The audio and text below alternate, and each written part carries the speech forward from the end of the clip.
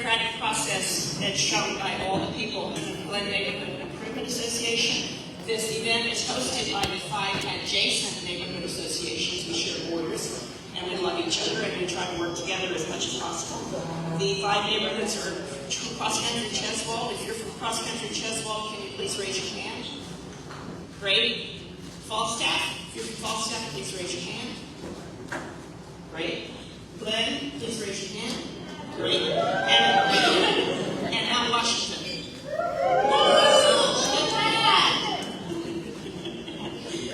Okay, this is Candidate Forum 2026. Welcome to our Candidate Forum for the 41st District. Thank you to all. This is school that we're in right now for the use of this beautiful space, ample parking, and special security, which they're paying. It's gone above and beyond in their warmth and generosity, and we could not be more grateful. Thank you to all the volunteers, and all of us are volunteers, who have helped with the planning for tonight's event and are here now helping to run it. If you're a volunteer, please raise your hand.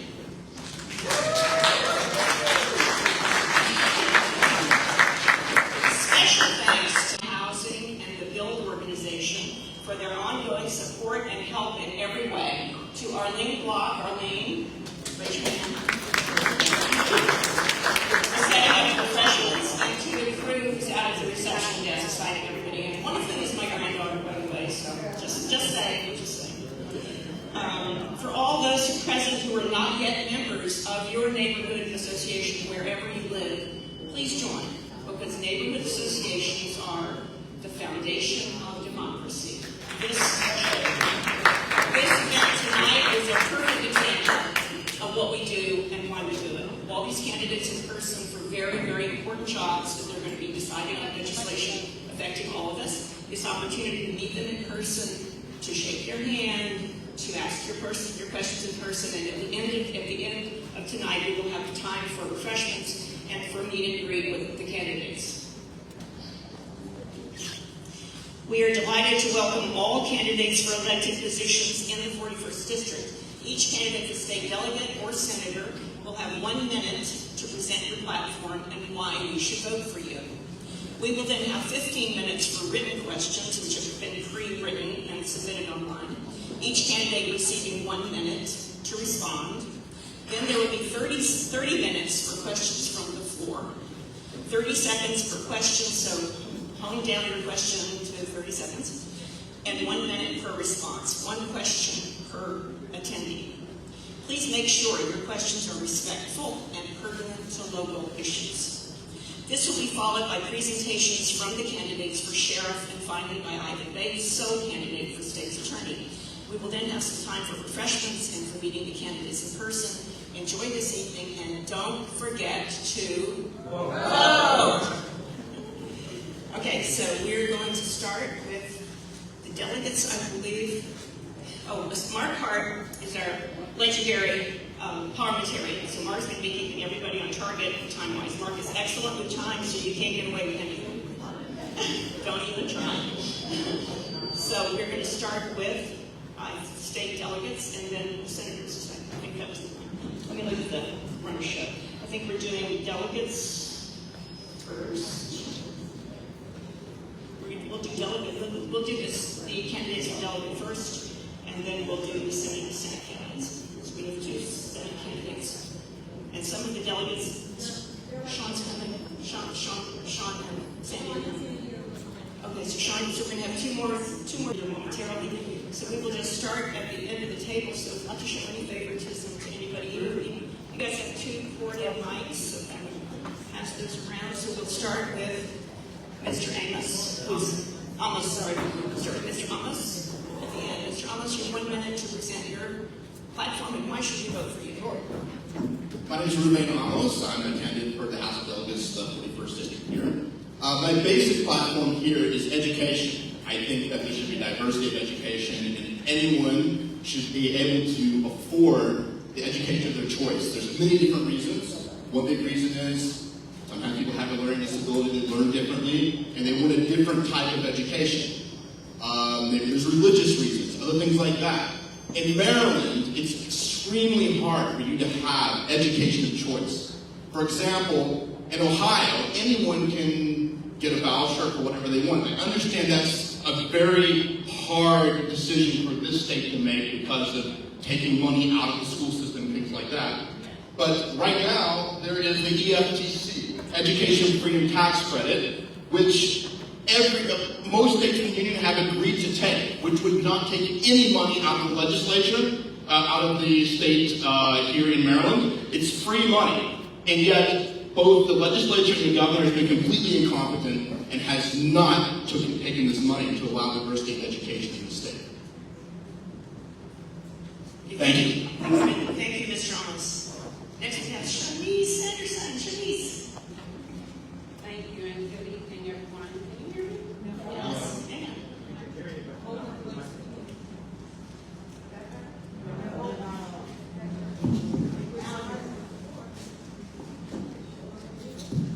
Wonderful. Thank you. I'm Shanice Anderson. I am a lifelong resident of District 41. I have 2 children that have chosen their residences in District 41, and I am a graduate of Louis State University. That happens to be a historically Black college and university. My platform is community safety. That means not only on the reduction of recidivism but also on the prevention side of things. My second platform is youth entrepreneurship and apprenticeship, making sure that our youth have access to those vital skills that they're going to need that translate into employment, and I mean gainful employment for them as they go along. Also, my other platform is lowering the cost of living so that we can actually live and live well, and it can be affordable. Thank you. Thank you, Ms. Anderson. Ms. Cager. Good evening, everyone. My name is Cheswolde and I'm a 3rd-generation resident of the 41st District. I'm a graduate of Roland Park Elementary Middle School, St. Francis Academy, Salisbury University, and Notre Dame, Maryland, and I thank you for joining us tonight. One of the things that I'm running for office for is because I'm the person who has a lot of public service experience. I started my career fresh out of undergrad in City Hall, working for Mayor Dixon, and then I went to work to the White House with President Obama. One of the things I did there was focus on the Affordable Care Act and implementing legislation, which makes me a little bit different on how I see policy. I look at how we can actually execute, because that's what the executive branch does, execute the policy that the legislative branch writes. I think one of the things we're all focused on right now is public safety, affordability, but for me as a healthcare policy nerd, healthcare, if people are sick, they can't go to work. We know some folks have sticker shock right now because Congress didn't pass the subsidy. And so it's really, really important to me that everybody gets the health care that they can get, affordable, and making sure that we are all well and sustainable in our community. Thank you.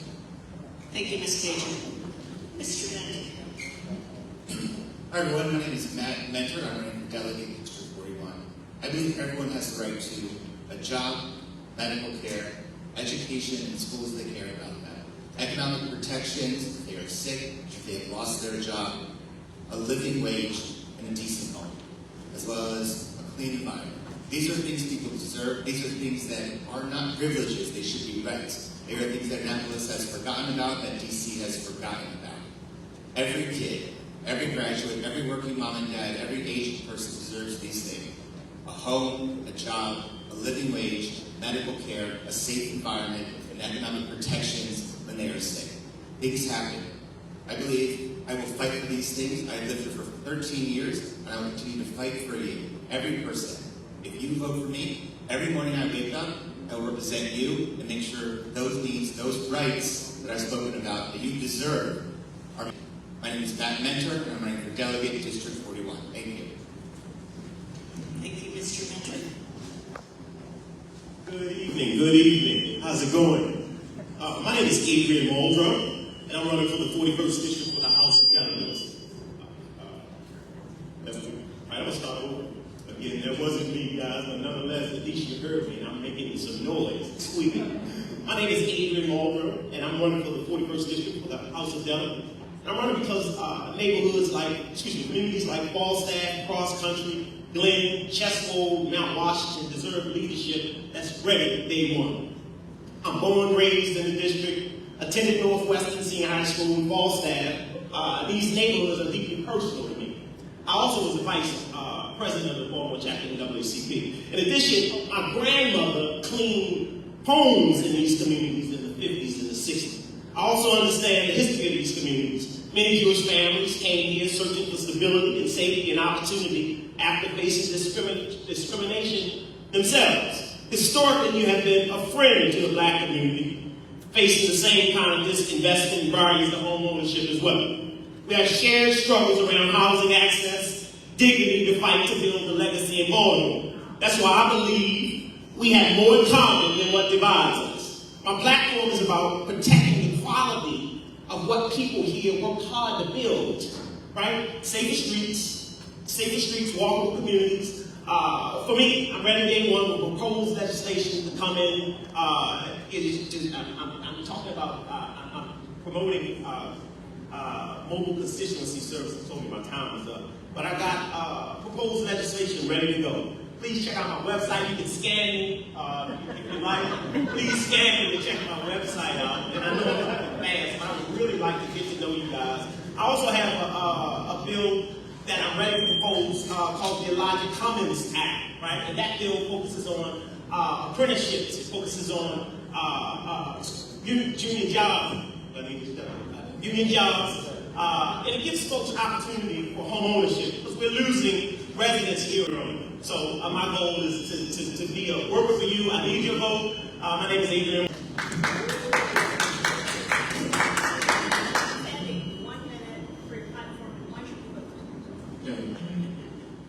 I grew up in this neighborhood. It's no exaggeration to say that. It's 6304 Wallace Avenue, the dead end, right off the Stratford. I was bar mitzvah in the sanctuary across the hall, our Sinai. I've served in the legislature for 44 years. There is money from slots for the 5 neighborhoods that are hosting tonight's event because the Friday afternoon, Friday noontime, that Speaker Mike Bush proposed to the 41st District delegation that there was going to be money from slots for the Pimlico neighborhood. We made sure that that money would go to all of the neighborhoods above Northern Parkway, not just within 1 mile of the racetrack, which was the original proposal. Pimlico is being redeveloped because of my initiative. It was my idea that the Stadium Authority which built the football stadium, the baseball stadium, the new schools all throughout the city, should take the lead in deciding if there should be a new racetrack at Pimlico. They answered yes, and next year the Preakness will return to where it belongs, to Pimlico, maybe not on the 3rd Saturday in May, but it'll be there next May, and that is bringing about significant redevelopment, housing, a new library. Some of us who are in this room went to the library at Garrison and Park Heights growing up. Now there'll be a new library at Garrison and Woodville. It's my pleasure, my honor to serve you, and I hope you'll return me to Annapolis. Thank you.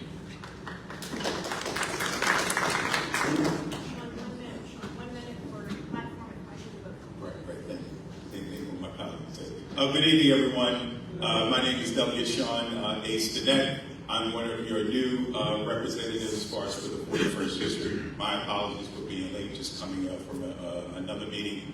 The reason why I put my name in the hat and the reason why I wanted to represent you is that, I really got tired as far as seeing individuals that has no engagement as far as any of the communities, let alone the district in the 41st. So I wanted to step up. I have 20 plus years as far as experience as far as working in the community, former president of the West Arlington Improvement Association, former president and vice president of the Northwestern District CRC, and I can say as far as even through my work as far as with the Boy Scout, that I've been working with almost every community within the 41st, and particularly in Northwest.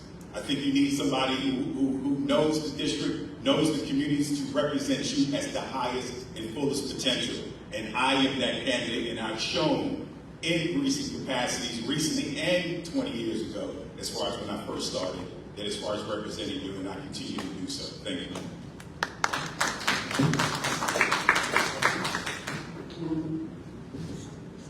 Well, good evening, everyone. My name is Ryan Turner, candidate for the House of Delegates here in District 41. I am a native of the city of Baltimore, but I got to shout out Glen. Where's Glen at? All right, that's where I live currently. In 2011, I started my own nonprofit that focused on early childhood literacy. I believe that leadership starts with listening. I held a community conversation in Evanston Village community, and overwhelmingly there were parents that were suggesting that their children could not read. And so I started an after-school arts integrated literacy program at 2 elementary schools in the west side of Baltimore because I believe that our students need to be on paths of success. One of the things that I believe in is having healthy young people graduating from high school and being able to participate in the mainstream economy. But in order to be able to have healthy young people, we have to have healthy adults. To that end, some of the things that are exciting to me and that I'm so curious about leaning into are affordability as it relates to housing, as well as utilities and the like. In addition, I think transportation and workforce development is significant. My name is Ryan Turner. I'm running for the House of Delegates here in District 41. I'm excited about the conversation this evening.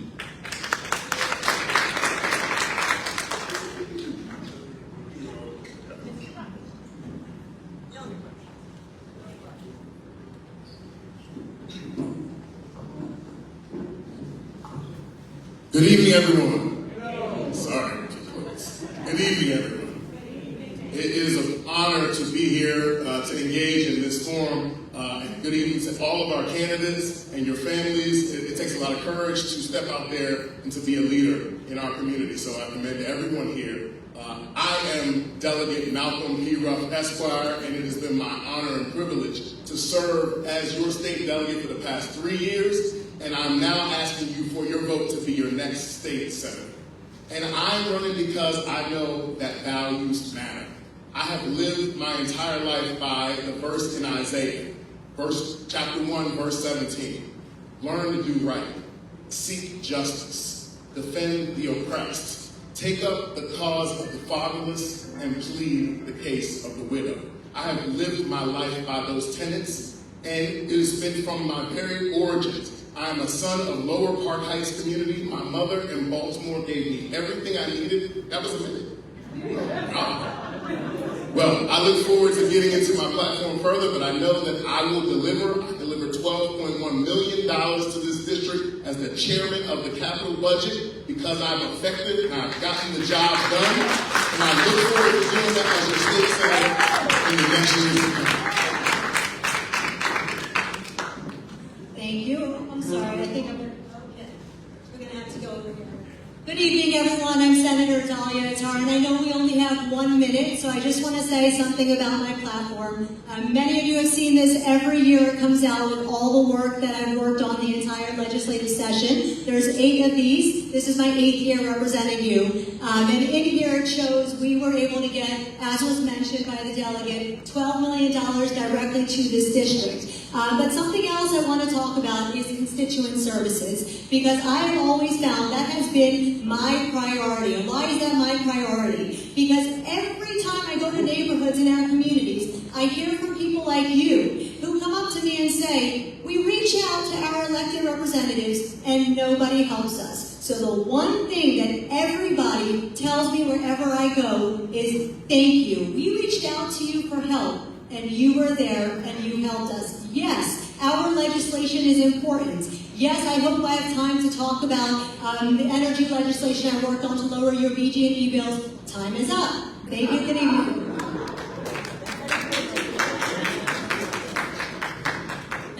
I'm going to switch this mic because that mic is the world's worst mic. Thank you, candidates, for the wonderful presentations. So we are now going to move on to the second part of the program, but not until I recognize a very special person who just walked in the room, Ricky Spector.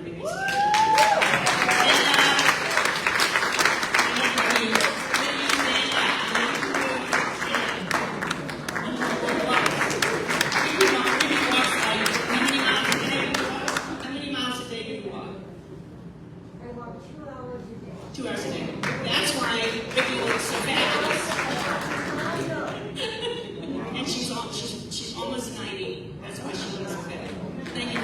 what did they used to call you, the chairperson of the city council? The name of the city council. Thank you for your lifetime of service. Thank you. So we're going to move on to the second part of the program tonight, which is we had some pre-submitted questions online, so I'm going to ask you these questions. We'll see how much time you have to get through them. And then each candidate will have 1 minute for response. Is that right? Okay. So the first question, and we'll just go down the road here, starting with Ms. Thomas. The 41st District has a highly diverse population with Black, white, Latino, Muslim, Jewish, and Christian voters, as well as low, middle, and high-income households. What will you do to ensure you are representing all voters, not just one demographic?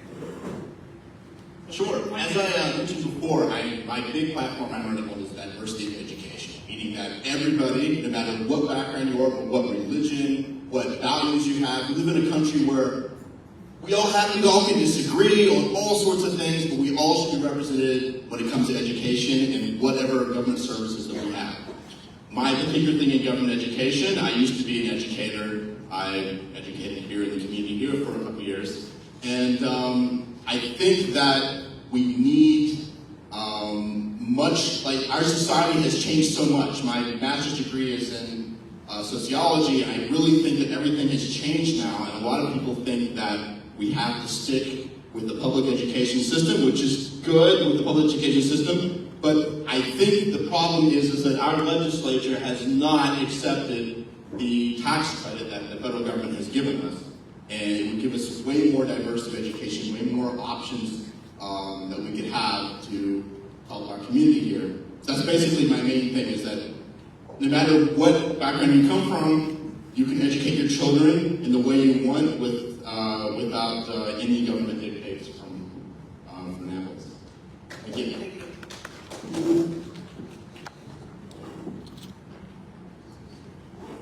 And I have one question again. Yes. The 41st District, I'll shorten it, has a highly diverse population in terms of ethnicity, in terms of income. What will you do to ensure you are representing all voters and not just one demographic? I think that our district is as diverse as the needs of the people that live in it. So I believe that we have to respond to that in a coordinated way, making sure that our budget responds to the needs of every single person in the district, and that we have participatory accountability from our residents, and we're receiving them well. Meaning that someone might have food insecurity in a part of the district, but someone might want something like a ping pong table or a pickleball court. But all of that matters, and all of that is the diversity and the beauty of our district, and we should be responding to that in every single aspect of our legislation. Thank you.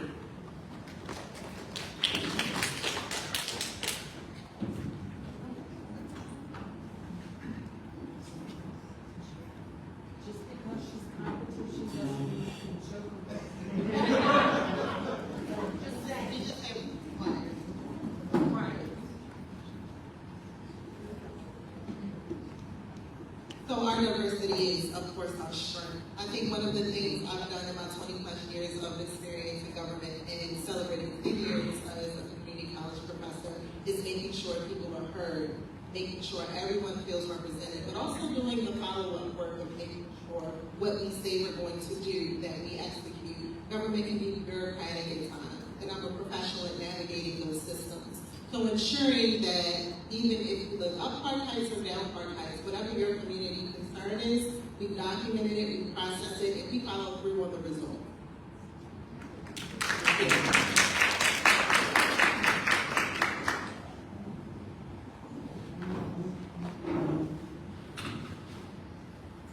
So for me, I think that I was door knocking a few weeks ago. I ran into a woman who said that it had been 15 years that someone, a politician, had knocked on her door and asked her about herself, asked her who she was.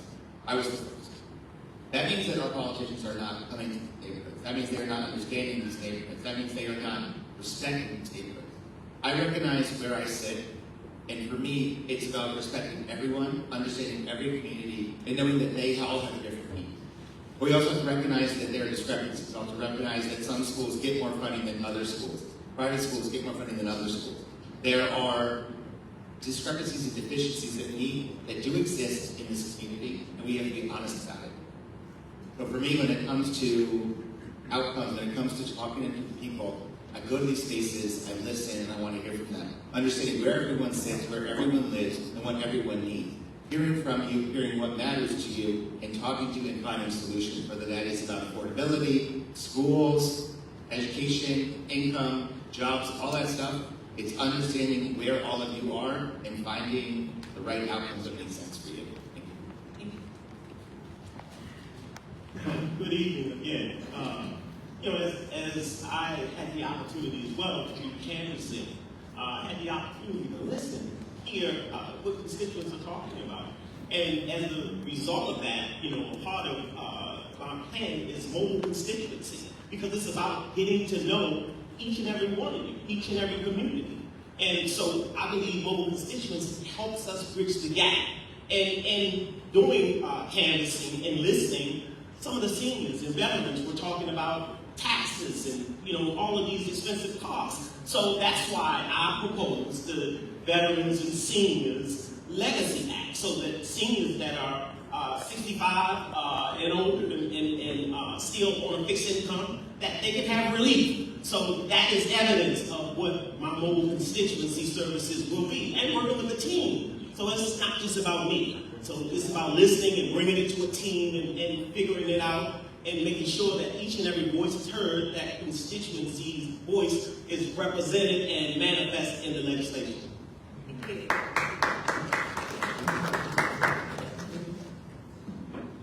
I'm proud of my record of diversity as a member of the legislature, representing all of you these past 4 decades.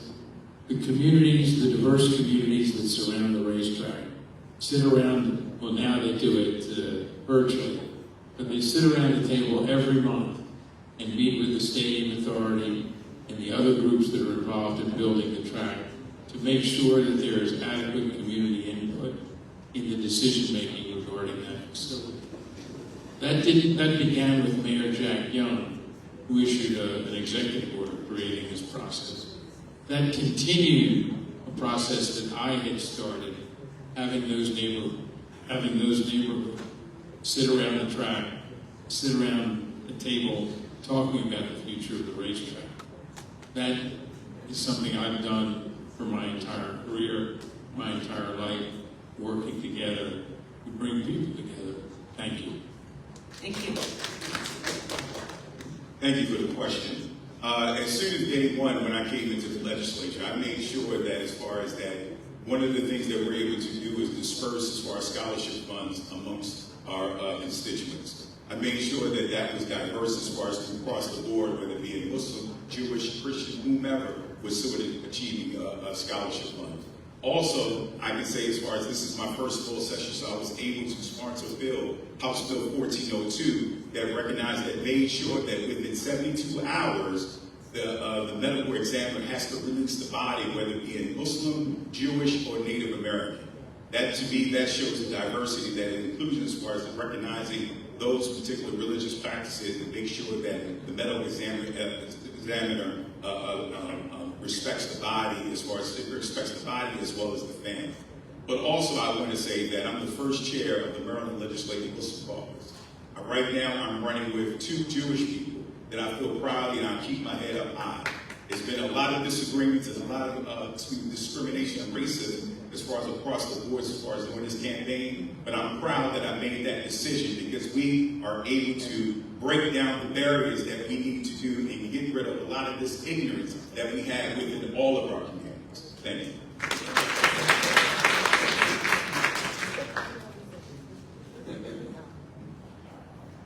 Well, thank you for the question. The byline of my campaign is Forward Together. And there are way too many families, children, communities that are being left behind. There's an African philosophical thought, and the term is Ubuntu. It suggests that I am because we are. It is not I am because I am. And at the end of the day, all of us want the same thing. We want world-class education for our young people. We want affordable housing. We want safe communities. We may not agree as to how to get there, but we agree on the fact, or at the fact, that those are the things that we want. And so coalition building has been a hallmark to my career, in coalition building and organizing will be hallmark in my career, my journey as a legislator.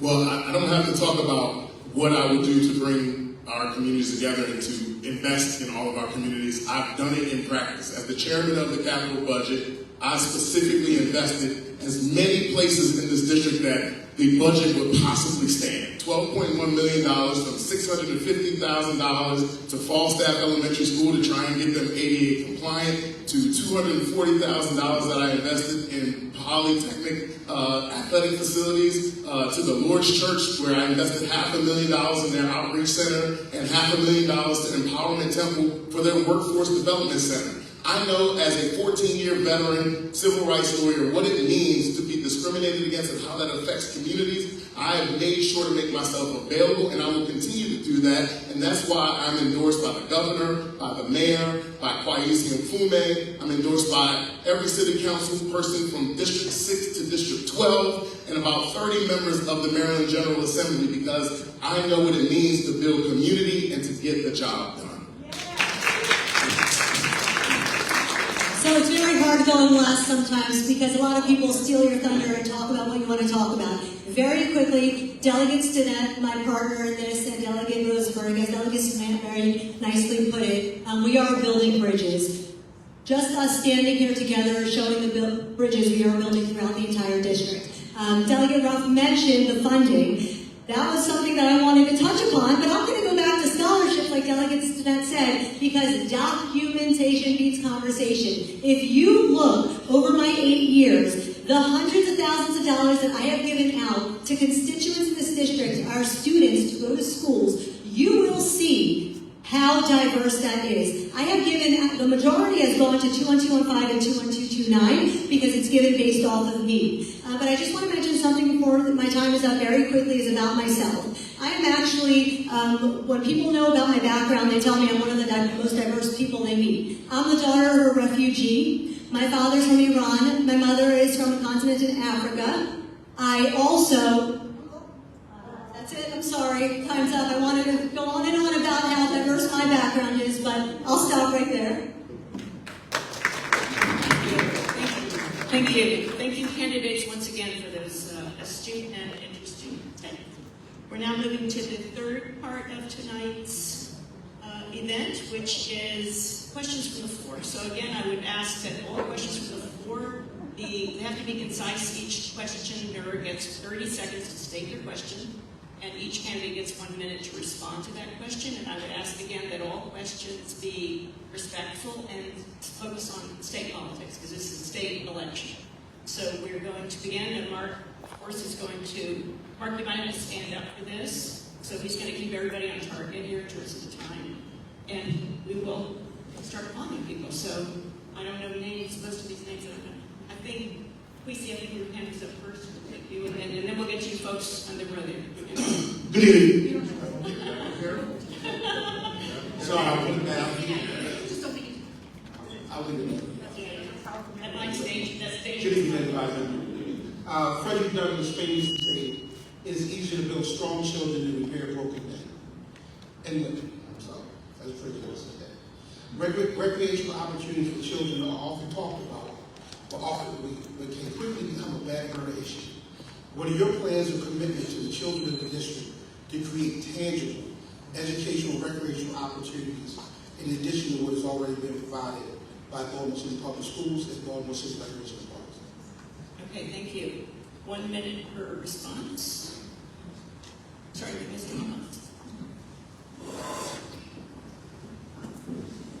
Yeah, I agree with you with, I mean, when I was a kid, when I went to school, when I was in later elementary education, I had a learning disability. And those sort of activities were very important to me growing up. I learned by seeing things in actually acting them out and learning them. And in fact, if you know, a lot of the most brilliant people in America, inventors, like Thomas Edison, they had the same problem. People thought that they, didn't know what they were doing, and they were allowed to be given a project where they could learn how to better their specific talent, because we're all diverse, we're all different.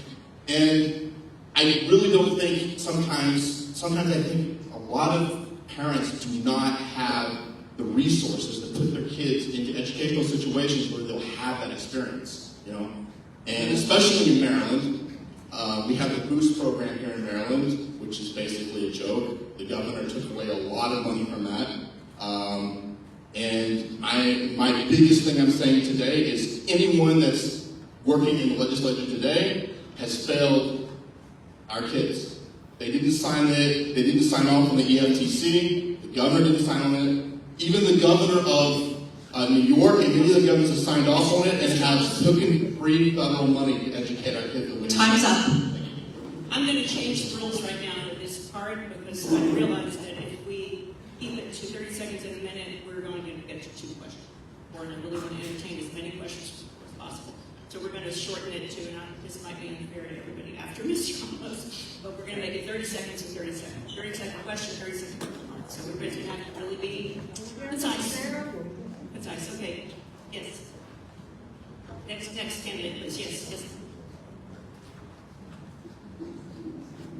Okay, so education and recreation are so important to childhood development and growth. So therefore, I believe that the state should be able to fund all types of education. I firmly believe in charter schools, contract schools, as well as public schools.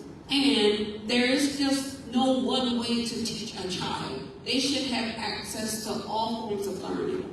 Also, they should have access to all forms of recreation. My daughter played soccer. I think that it helped to build discipline, and they should have access to those activities as well. Thank you.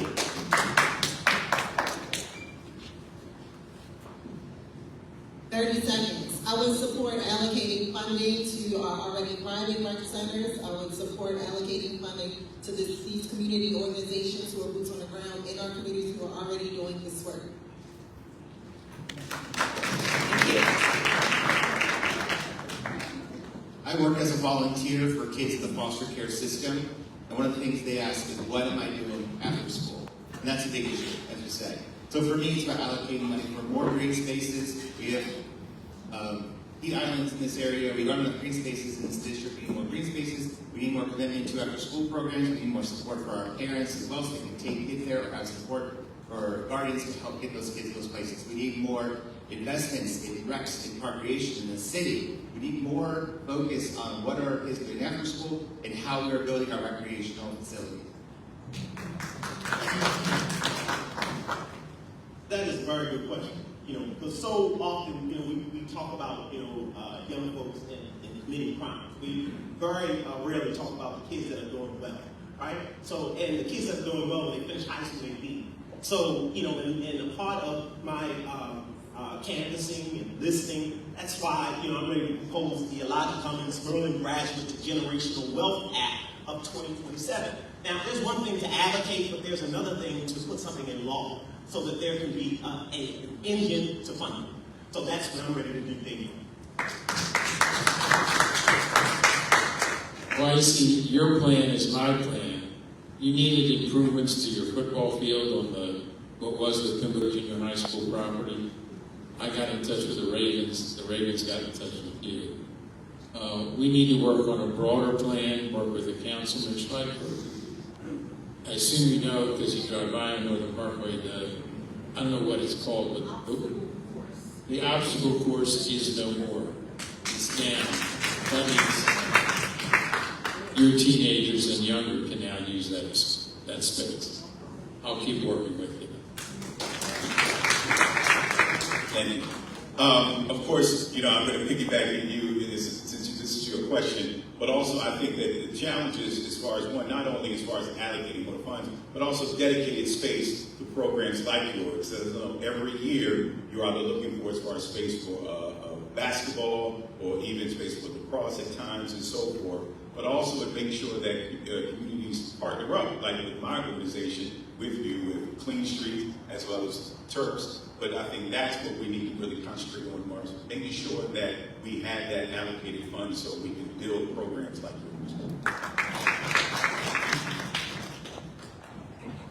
Thank you. Yes, 30 seconds. One, protect the Maryland's blueprint for healthy schools at all costs.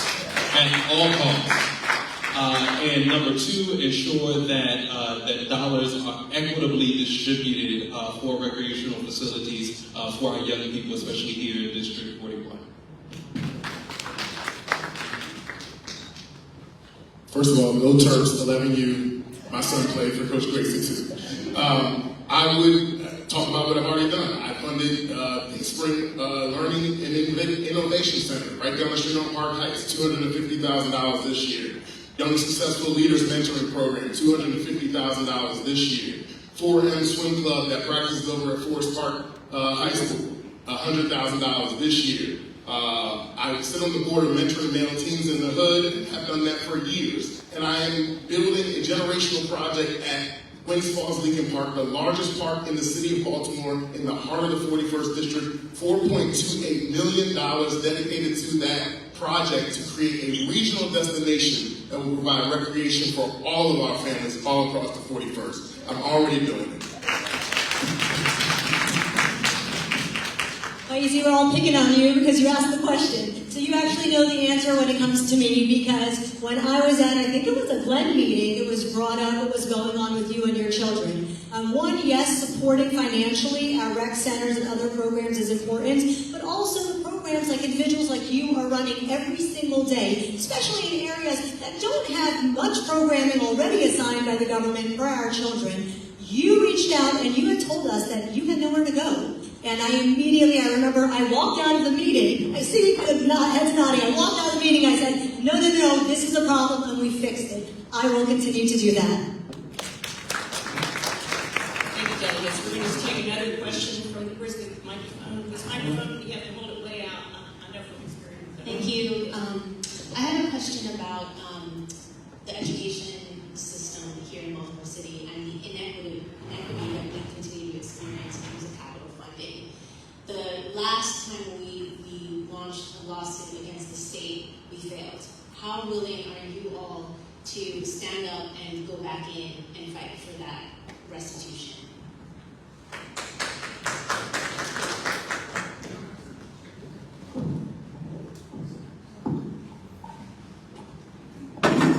Well, as I was explaining earlier, I'm very much about getting restitution through many other means, many other different systems of education that would be used and utilized. When I worked for Congress, a lot of the constituents, I worked for constituent services, and a lot of the constituents had a lot of problems with giving their kids the education that they wanted. They had a lot of problems with there are a lot of good teachers, but basically, as I said before, I think that we need to have a system where parents can choose the education that's perfect for their child specifically, when their child doesn't fit the system. Thank you.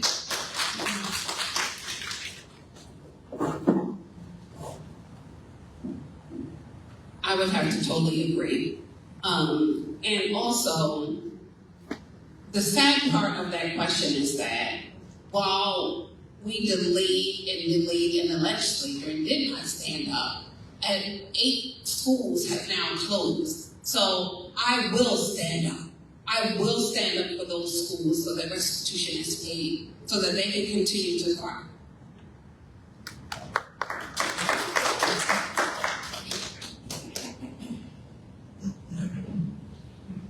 Thank you for the question. I think one of the things that is often not as seen commonly as oversight. We know in Maryland there was when that was and they made policy in January through April, but we could do better with our oversight, because you can do oversight all year round, not just during legislative session. So I would be happy to support that. I would love to hear more about what happened in the past, what you look for in the present, and how we can walk through so that we can continue to support our children.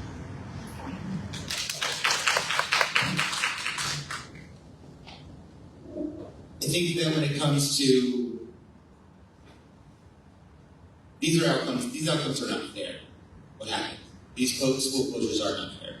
And we have to think about what is happening to our kids. We have to think about the lack of oversight. We have to think about where is Annapolis failing in terms of how it is teachers our schools, and how we're taking a real look at those schools. And this is being honest, but also an understanding that test scores and those outcomes are not because of the kids, they're because of lack of opportunity, lack of access, and lack of support.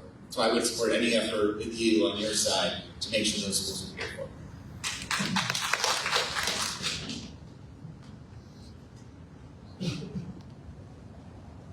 That was most definitely a great question. That's one of the reasons that I'm running, because I'm running for office, because I believe that advocacy is key. That's the only way that you're going to get things done. No different than putting forth legislation. You got to work it until you can convince some folks. So for me, I will stand with you. In addition to that, I would be delighted to know your next meeting when you're having it, and also as a delegate, I would be able to amplify your voice. So it's all about hearing what your mission is and standing with you and being able to align the missions and amplify your voice. I am a very proud graduate of the Baltimore City Public Schools, Cross Country Elementary, Pimlico Junior High, and City College on the Hill. But I also recognize as a legislator that we can fund our public system and also our parochial and private system, as we have been doing in the last decade. And that includes, I did vote for the tax credit in the federal bill when it was before us this past session. We also need to have more imagination in North Avenue about Northwestern Senior High. I think my sense is they see that as a source, a building that can be used, as Charlie Ekman would say, till the cows come home, for a school for a swing school when the school's being renovated. We need to be more imaginative like Kurt Schmoke was as president of UB, and having City College go there during each swing years. As Delegate Sean Stinnett, you have 110% as far as being able to fully fund as far as education. My oldest daughter is an educator in Baltimore City Public Schools, at Matthew Henson and at Benfield Heights. And one of the bills that I've been working on as far as within the legislature is mental health. Mental health as far as with our youth, because we don't talk about it, we don't address it enough. Since the pandemic, it's been an uptick as far as suicide, and we have to address that more. So in order to address that, we have to fully fund as far as education and this. Yep, I'm ready to stand 10 toes down. How can we expect our young people to learn optimally when they are in sub-zero temperatures in the wintertime and freezing in the scalding hot in the summertime, and expect them to perform? And so I'm looking forward to standing 10 toes down and ensuring that our children are not losing critical time of instruction because schools have to be closed because it's too hot in the summertime or too cold in the winter. I'm ready to fight. Reverend Turner's comments are right on point, because today I was advised that the temperature in the library at Cross Country Elementary School was 89 degrees. And I got on the phone immediately with the chief of staff of the school system today. And then we talked about the fact that there is a crisis in Baltimore City school system with the deficiencies of capital funding.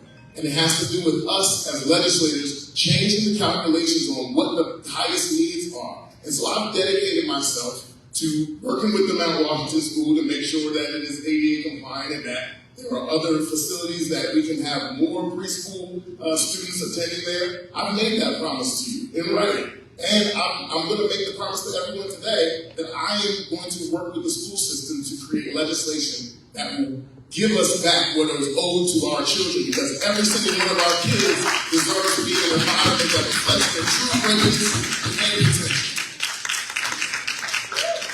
So your question was a yes or no answer, and I'm going to say not only 100%, 1,000,000%, yes. But I just want to say something else. My record shows it. I've been on an education committee now for 8 years, and the Baltimore City school system, they have me on speed dial, because almost every single day, this is what we are discussing. There's an issue about education, specifically the funding formula that, yes, we passed the Blueprint for Maryland's Future. There is a lot of good in there. Do not get me wrong. There is a lot of good for each and every child in the state of Maryland. But it is not okay that Baltimore City students got neglected. And I made myself clear in my committee, I made myself clear on the floor of the Senate, and I will continue to do so. So thank you for that question. 1,000,000% yes.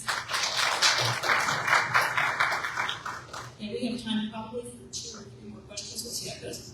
Yeah.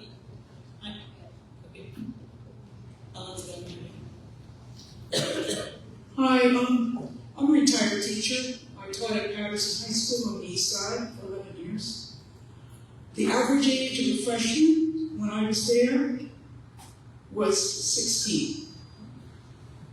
One, has it ever occurred to you to visit a high school and engage with a real civics discussion?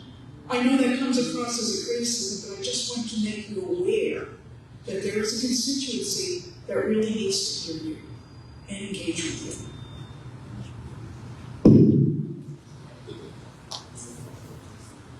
Is that? That was a okay. Oh. Which three formulated questions? What would you do to address that? To address civics and education? Civics, okay. Yes, Mr. Arnold. What would you do to address the lack of civics education in the school? I was actually a history teacher for several years, so I keep counting this over and over. I really love the public education system. I think it's good, but it's not working for everybody. Basically, it's my whole thing, and I think we stop looking at institutions and look at people. People are sacred, not the institutions, not the school system. Each person. Are the people getting what they need to have a better life? Some people are affluent and have all sorts of opportunities in life. Some people don't. Some people can send their kids to whatever school they want, some of them don't. I think we need to make a balance here. We need to have the EFTC. Anyone that's a member of the legislature, you can look it up. We have AI. Look up if any member of the legislature here has approved the EFTC.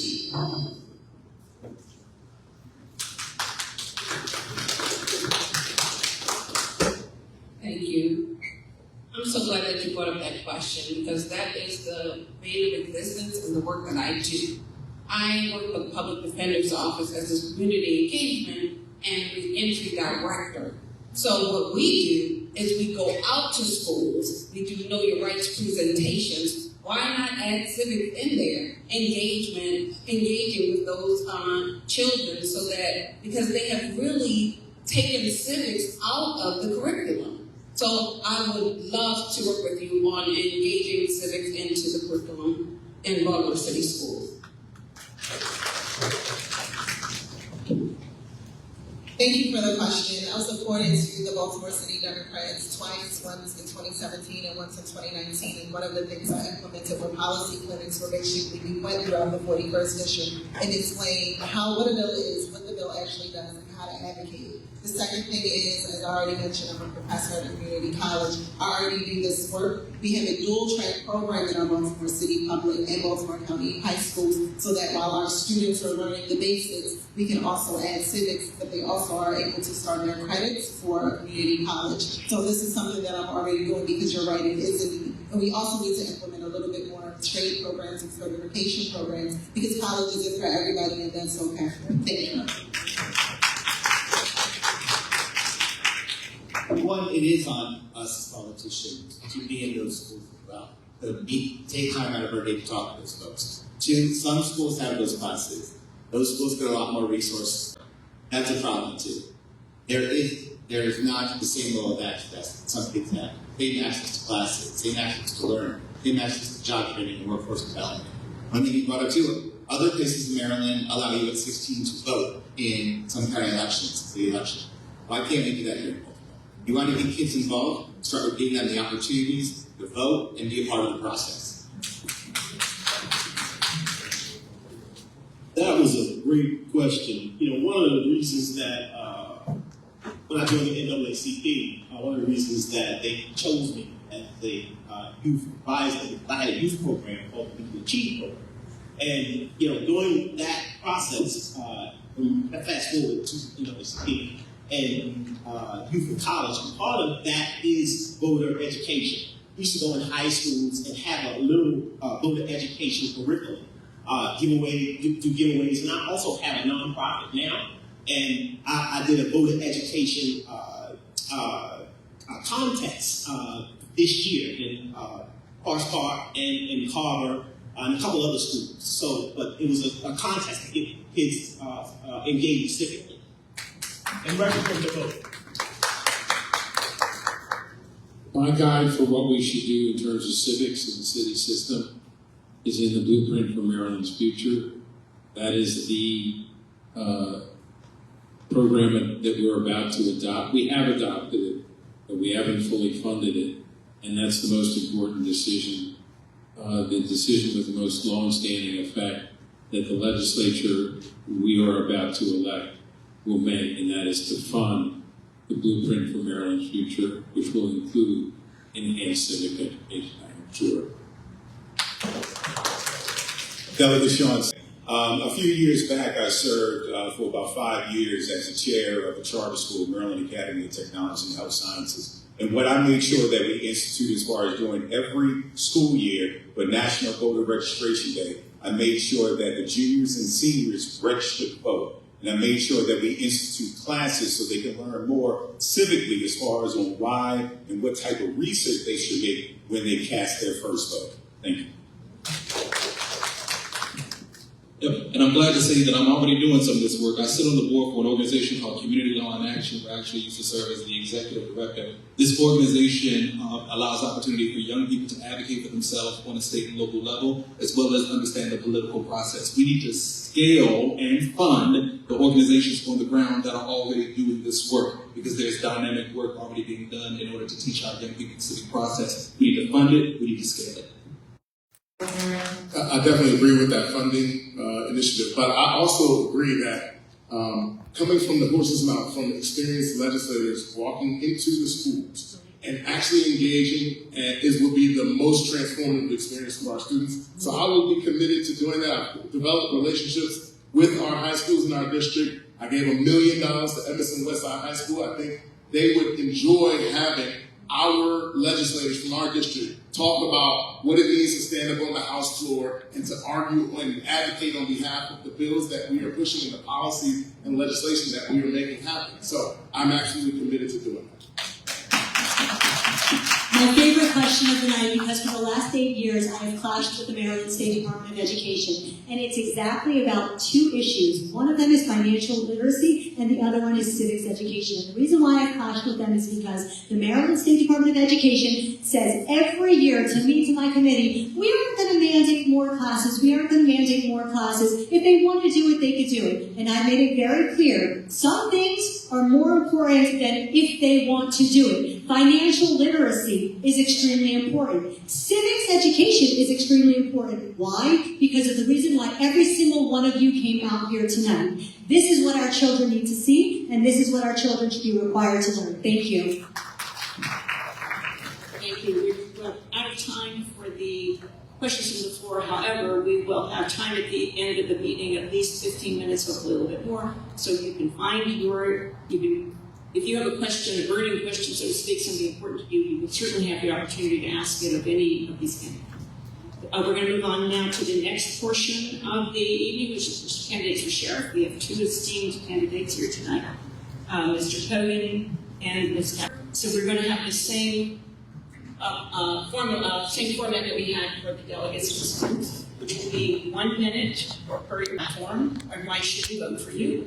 And then 30 seconds, was it, Mark? Or questions from the floor, so we'll see. Well, the questions from the floor, we'll have to see how much time we have, because we have until 8:30 for the sheriffs. So if you could start, Mr. Coach and Sheriff, please start with your 1 minute for your platform. We should go for you, and we'll have Ms. Harper.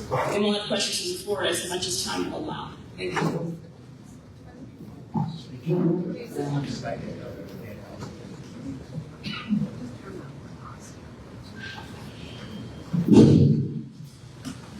Good evening, everyone. My name is Sam Kogan. It's good to be back in this district.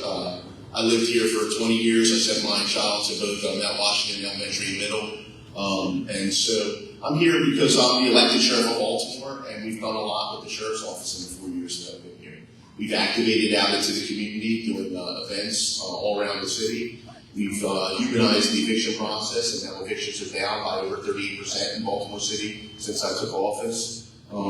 And we're just doing more with what we have, and the deputy sheriffs now have a 17% raise, so when we can recruit and retain good people. And so I'm running for sheriff again because it's been an honor and privilege to be the sheriff of Baltimore City and to do more with the sheriff's office and to help the community. And so that is my platform in 1 minute, I think, that I had, correct?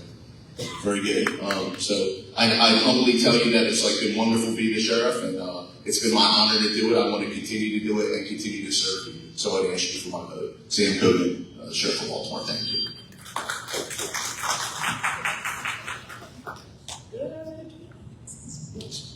Sorry about that back.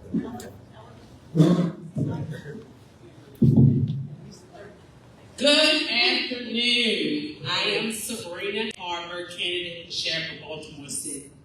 Born, raised, and educated right here in Baltimore, a product of Roland Park Junior High School, Dunbar High School, Copper State University, and I have a master's from Johns Hopkins University. My platform, unequivocally, on day one, I would order a forensic audit of the sheriff's office. Listen, it's no secret that there was $2.2 million. We must balance that budget. That is simply, for me, management 101.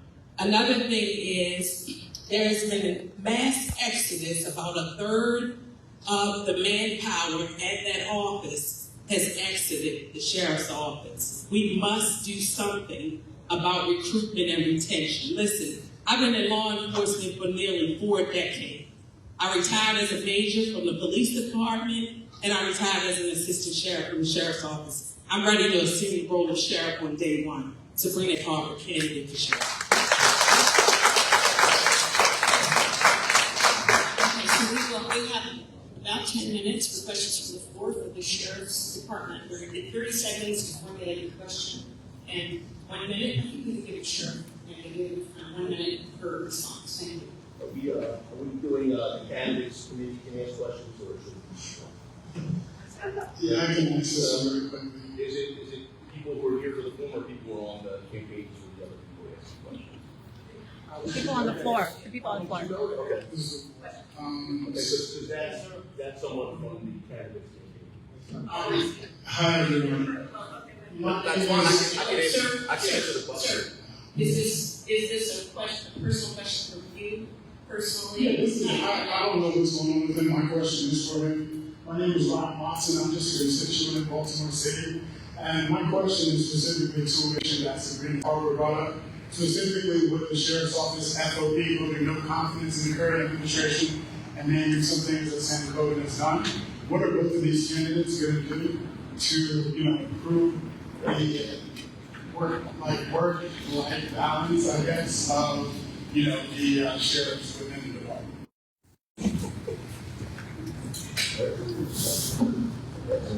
So first, is on my opponent's campaign, but I'll answer the question anyway.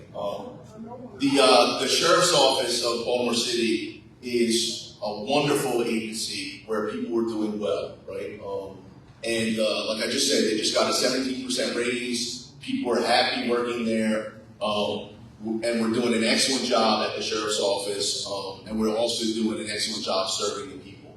So I want to keep this about what we've done, and I'll say that, you know, again, evictions are down by 38% in the city. We've done 300 and something events out into the community. You'll see the sheriff's office out there doing things that you've never seen before. I'll give you a couple examples. When there was a school shooting at Dunbar, it was the sheriff's office that was the first on the scene with long guns and shields to try to save the children. When the Key Bridge fell down, it was the sheriff's office that put 13 people out in every district to try to help out. And it was like 3 additional districts of people. You see us all over doing what we need to do, helping and serving. And so I just want to, like I said, it's been my honor to be the sheriff, and I'm part of the community, want to continue to serve you, and I'll thank you for your time, and I would ask for your vote.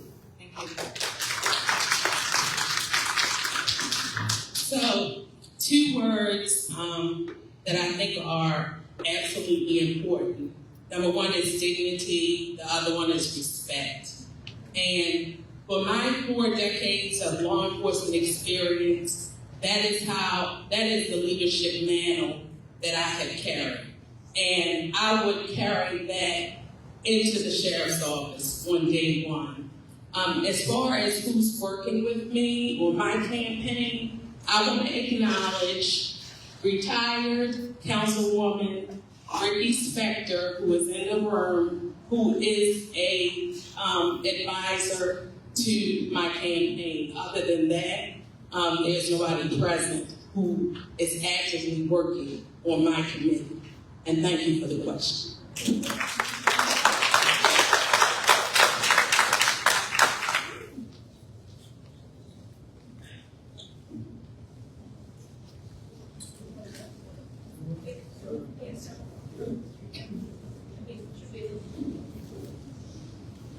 Hi, we've seen the issue of immigration enforcement be very controversial in the state and across the country, hence the backdrop of what the federal government is doing. What do you see your role as sheriff? I know several sheriffs are standing up against the Governor and the Trust Act, against the rights of the British immigrants. How do you see your role as sheriff and the role of the sheriff department going against ICE and cooperating with us? So that's a great question. I want to say that I completely disagree with the other sheriffs. Right? I'm very much against the way the Trump administration is looking to deploy the National Guard into cities that disagree with them. And I was one of the first people who said that immigration enforcement cannot come into the circuit courthouse under any circumstances unless they have warrant. And so I feel very strongly that the way ICE is operating in Baltimore City, even though they have a mission, is completely inappropriate. It's heavy-handed. And, you know, I just found out a couple weeks ago that the Latino festival that happens at Patterson Park is going to be canceled this year because people are afraid in the United States and the federal government to come out to a celebration of their heritage, and that sickens me. And so I'm going to do everything that I can in my power, right? You know, I talked to my wife and I said, you know, this could be that Trump focuses on me, right? And something bad could happen. Are you all right with that? She said yes, right? So I'm going to do everything in my power to try to protect everyone in every community here in Baltimore City, because everyone deserves to be treated like a human being, and I do not like what I'm seeing out of the White House. So I'll also applaud the delegates here who passed that bill, you know, and that's just how I feel about it. And that's what I've done about things on this issue.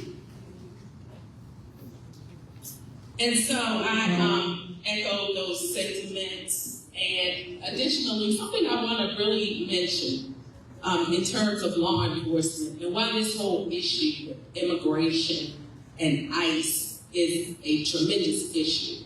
We have individuals who are victims of crime, whether it be related to domestic violence or human trafficking. And we know that individuals who perpetrate these crimes would threaten individuals and try to get them not to approach law enforcement when they become victims. So this is something that is so important for law enforcement. We don't ever want anyone to feel apprehensive about approaching us when they're a victim of a crime. So in addition to what ICE is doing and that being wrong, and the deputies, if they came under my command, would be directed to not enforce that behavior or have individuals who are wearing masks, that is something that should never happen. So in addition to that, we want to make sure that people are not victims of crime. Thank you.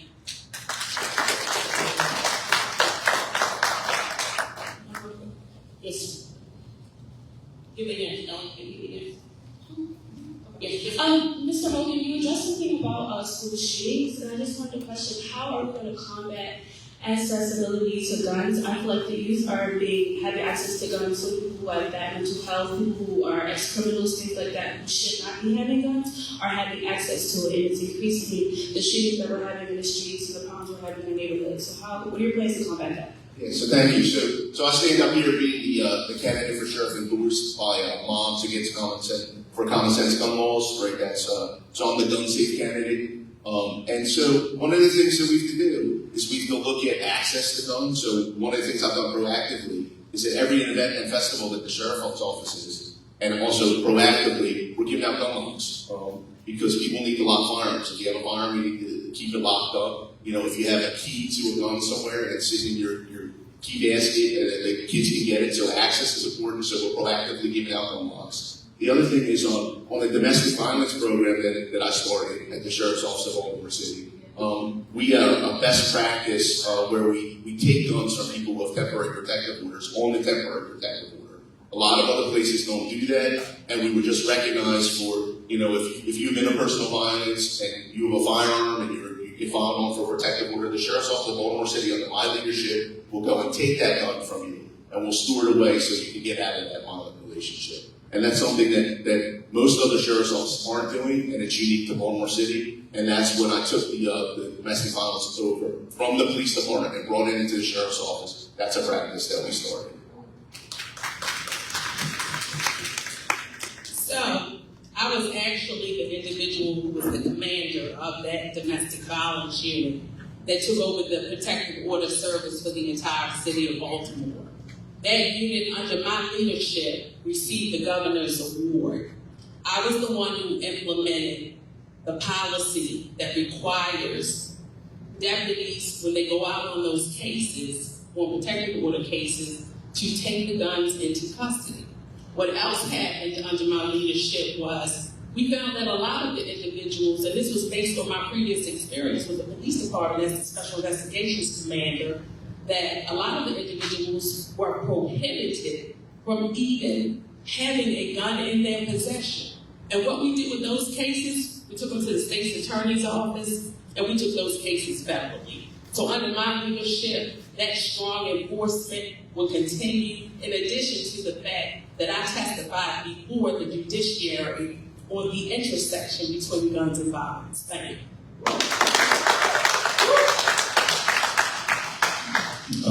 Esteemed law enforcement and delegates on the board, first I'd like to make a remark. Thank you for doing everything that you do every day to keep us safe. Thank you. Now the question is, I have a personal story. I used to live in Arlington, Virginia, and I was a former Baltimore City Police POT. I was fired as a result of practicing my religion. I put on my tefillin in the morning, and then I got fired. And I am really, really passionate about helping the people of Baltimore. That's my number one reason why I came here. I came here to help the people of Baltimore. And I feel like there was a little bit of an injustice by kicking someone out for putting on their film, for praying in the morning, praying to God. So I would just like to ask you, what would you do to correct such an injustice? Thank you. Yeah, so that's a great question. I'm sorry that happened to you. Right? So I can tell you what I've done, right, at the sheriff's office to address things like that. So we're trying to be as diverse as possible. And so we have people who are practicing Judaism and Orthodox, and they work at the sheriff's office. My chief of staff and other people who are practicing Muslims, and they work there. We have people who are Korean. We have people who are Catholic. We have people who are Presbyterian. We have people who are Quaker. And so we respect that within our office, and everyone should have a chance to serve. And the Sheriff's Office, under my leadership, has been and will continue to be reflective of the community, where different people will find a home there, because the real thing that we want to do at the Sheriff's Office is we want to serve the people. And so when you see the Sheriff's Office under my command, you have 50% of the people live in the city. We have a deep love for the people of the city of Baltimore. You can't work for me, right, and not like the people of Baltimore, right? And so it comes down to like the motto that I started is that we hire for character, right, and we train for competence, and then we provide excellent service. And it doesn't matter who you are. If that's what you want to do, you can work for me, and you have a place for me in the Sheriff's Office, and that's who your deputies will be.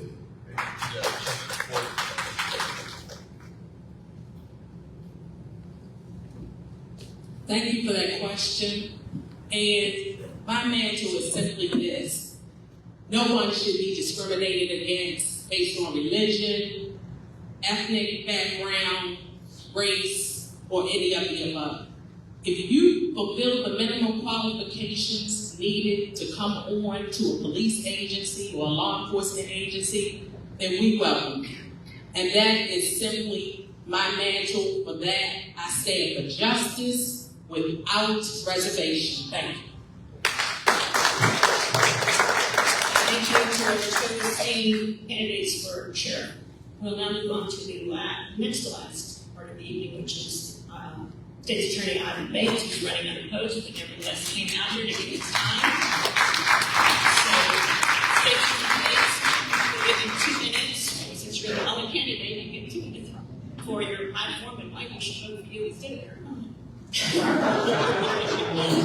then we'll take 2 questions from the floor. And then after that, please stay, interact with the candidates. It's one of the main reasons we're all here tonight, is to be able to meet the candidates in person. You can talk to them one-on-one. It's a big part of tonight's evening. And please take advantage of the refreshments, which are sponsored by all 5 of the neighborhoods. We provided excellent refreshments tonight, so please stay and have some refreshments and talk to the candidates. Yes. Thank you.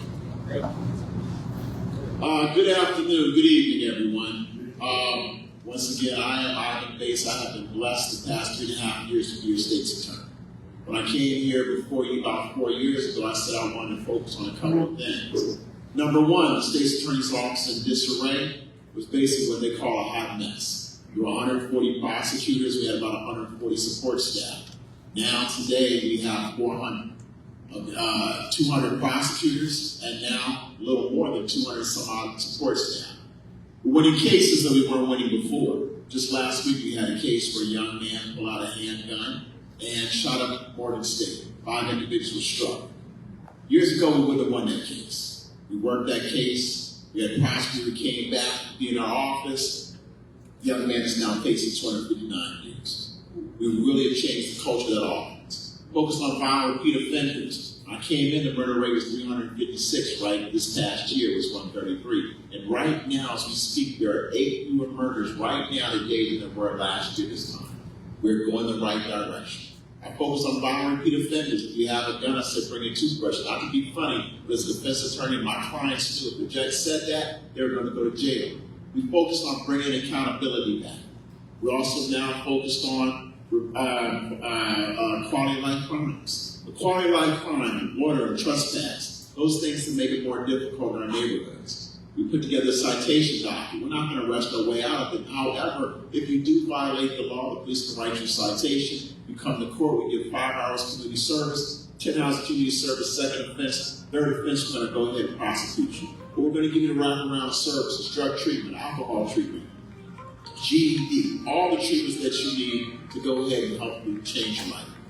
We focused on that. We also focused on other bills in the state's attorney's office, the PACE Act, to make sure that rap lyrics are not going to be used against individuals who decided to use them for their performance. And we also focused on second chances of individuals. We've done a lot. We have a lot more to go. And I look forward, if you vote for me, there might be someone you want to write in.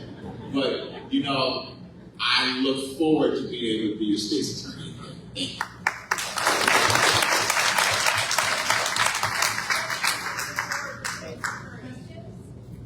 the state attorney. That's such a fabulous job. Thank you very much.